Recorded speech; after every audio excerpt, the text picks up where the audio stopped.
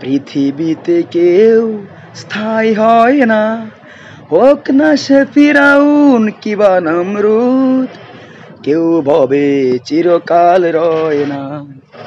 পৃথিবীতে কেউ স্থায়ী হয় না, হোক না সে ফিরাউন কিবা নমরুদ, কেউ ভবে চিরকাল রয় না, কেউ ভবে চিরকাল রয় না। পৃথিবীতে কেউ স্থায়ী হয় না, হোক না সে ফিরাউন কিবা নমরুদ, কেউ ভবে চিরকাল রয় না, কেউ ভবে চিরকাল রয় না। আজকের এই আন্দোলনে যদি ছাত্র সমাজ হেরে যায় তাহলে গোটা বাংলাদেশ হেরে যাবে। ছাত্র সমাজকে হারিয়ে দেওয়া এত সহজ নয়। যদি ছাত্র সমাজকে হারিয়ে দেওয়া এত সহজ হতো তাহলে পৃথিবীর বড় বড় বিপ্লবগুলো ঘটতো না কখনো। ছাত্র সমাজ তাদের ন্যায্য অধিকার আদায়ের জন্য তারা লড়ে যাচ্ছে। তাদের উপর যারা অত্যাচার করতেছে তারা হয়তো তাদের ক্ষমতার লোভে বিবেক বুদ্ধি ইনসাফ সব ভুলে গেছে। সামান্য একটা পদের জন্য, সামান্য একটু পাওয়ারের জন্য তারা তাদের নেতার কথায়, তাদের মন্ত্রীর কথায় সাধারণ শিক্ষার্থীদের উপর যে এই অমানবিক নির্যাতন করেছে, এটা বাংলাদেশের মানুষ সারা জীবন মনে রাখবে। যারা 15ই জুলাইকে 1971 সালের 25শে মার্চে পরিণত করেছে তাদের জবাব একদিন বাংলাদেশের মানুষ অবশ্যই দেবে, অবশ্যই দেবে। মানুষ কখনো ভুলে যায় না। ভুলে গেছো মানুষের আছে চোখ, সেই চোখ সব কিছুই দেখছে, কখনো ভুলে যায় না।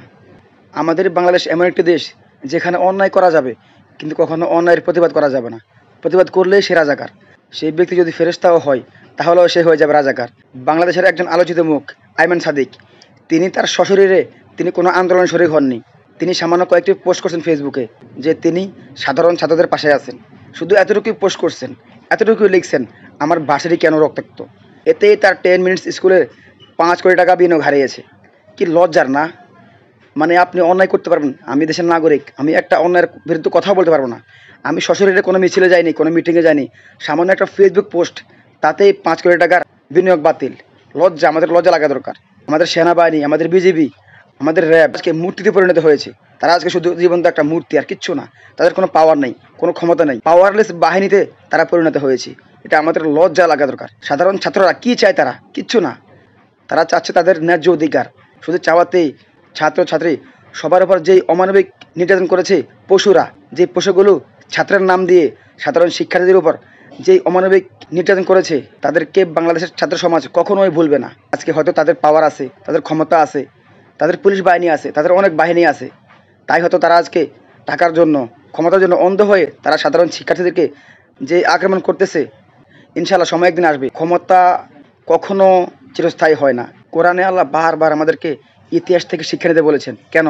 কারণ আল্লাহ জানেন ইতিহাসের দিকে তাকালে আমরা বুঝতে পারবো যত বড় বড় ক্ষমতাবান ছিল, কারো ক্ষমতা কখনো চিরস্থায়ী হয় না। এটা পৃথিবী, এটা চিরস্থায়ী থাকার জায়গা না। তাই যারা সামান্য ক্ষমতার জন্য, একটা পদের জন্য, তারা জানে তারা যে অন্যায় করতেছে, তারা যে অন্যায়ভাবে সাধারণ শিক্ষার্থীদের উপর হামলা করতেছে, তারা এটা জানে, তারা এটা মানে। কিন্তু মানার পরও জানি না তারা কিসের লোভে, কী কারণে তারা এভাবে এমন জঘন্য অত্যাচার করেছে। সেই পাকিস্তানি বাহিনী 1971 সালে মহিলাদেরকে যত রানা আঘাত করেছে তার সাথে বহুগুণ বেশি আঘাত করেছে আমাদের সাধারণ ছাত্রীদের উপর। কি লজ্জা লাগা দরকার না? লজ্জা। ক্ষমতা কখনো চিরকাল থাকে না।